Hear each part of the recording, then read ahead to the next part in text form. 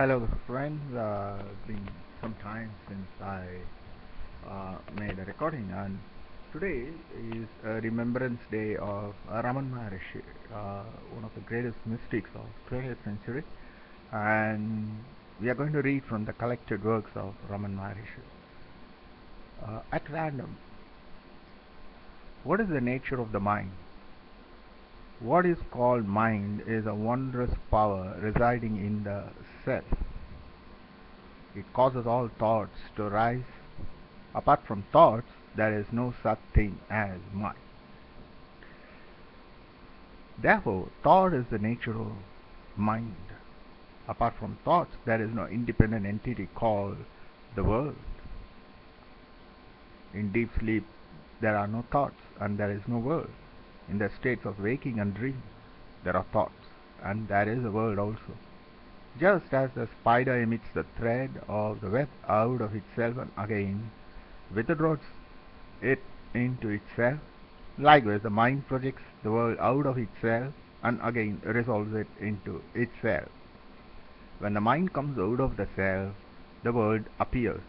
Therefore, when the world appears to be real, the self does not appear. When the self appears, shines, the world does not appear.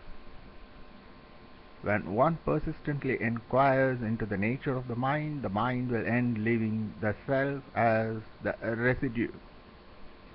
What is referred to as the self is the Atma. The mind always exists only in dependence on something gross. It cannot stay alone. It is the mind that is called the subtle body or the soul or jiva. What is the path of inquiry for understanding the nature of the mind? That which arises as I in this body is the mind. If one inquires as to where in the body the thought I arises first, one would discover that it rises in the heart. That is the place of the mind's origin. Even if one thinks constantly I, one will be led to that place. Of all the thoughts that arise in the mind, the I thought is the first. It is only after the rising of these the other thoughts arise. It is after the appearance of the first personal pronoun that the second and third personal pronouns appear. Without the first personal pronoun, there will not be the second and third. How will the mind become quiescent? By the inquiry, who am I? The thought, who am I, will destroy all other thoughts. And like the stick used for stirring the burning fire, it will itself in the end get destroyed. Then there will arise self-realization.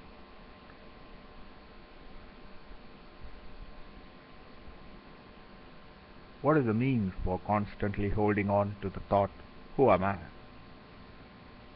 In other words, how do you pursue the self-inquiry?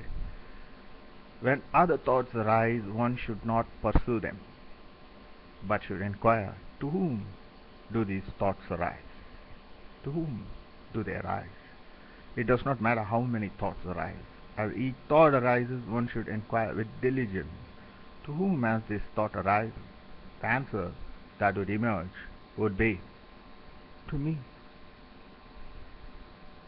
Thereupon, if one inquires, who am I? The mind will go back to its source. And the thought that arose will become quiescent.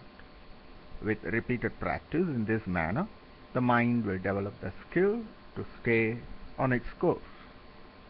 When the mind that is subtle goes out through the brain and the sense organs, the gross names and forms appear. When it stays in the heart, the names and forms disappear. Not letting the mind go out, but retaining it in the heart is what is called inwardness. In Sanskrit, antarmukha. Letting the mind go out of the heart is known as externalization of the mind, bahirmukha. Thus, when the mind stays in the heart, the I, which is the source of all thoughts, will go. and the self which ever exists will shine. Whatever one does, one should do without the egocity, that is the egoid, I. If one acts in that way, all will appear as of the nature of Shiva, God.